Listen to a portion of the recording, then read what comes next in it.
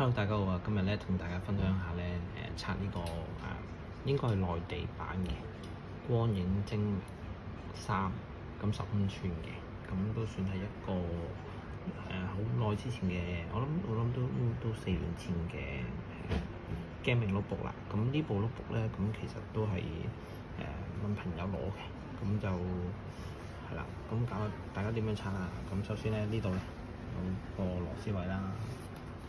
1個2個，咁留意翻啦，呢度咧有啲隱藏嘅螺絲位，就喺呢啲位度。大家睇到嗱，個角都有嘅。咁扭螺絲又係唔教大家噶啦。咁拆完咗咧，咁記得又係啦，用呢個拆 notebook 神器啦。咁喺個邊位度，又喺角度開始慢慢掃下，咁就 OK 嘅。咁打開啫。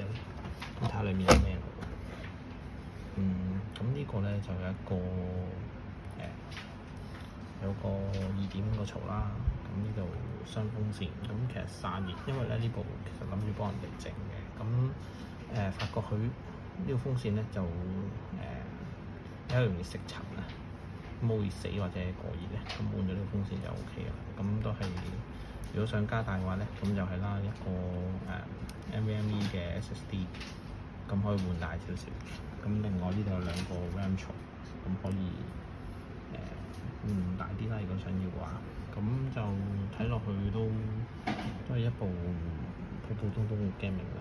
咁如果你哋真係拆之前咧，咁如果真係想怕辣，要驚啲嘢會燒啊咁嗰啲，特別呢啲咧就通常啲 SSD 咧，或者呢啲2.5寸嗰啲 hard disk 咧就好易死嘅。咁建議咧就係喺度咁扭開啲螺絲咧，將個電掹咗出嚟先。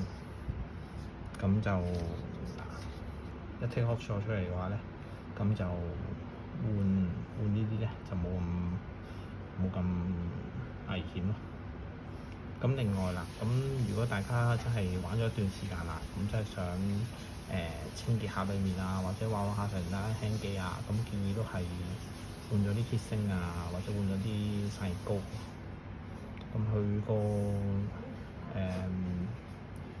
GPU 應該係呢兩度嘅位置嘅，係啦，CPU 或者 GPU 都應該喺呢度附近。咁應該拆咗呢個散熱個 heatsink 嘅話咧，就可以換到啦。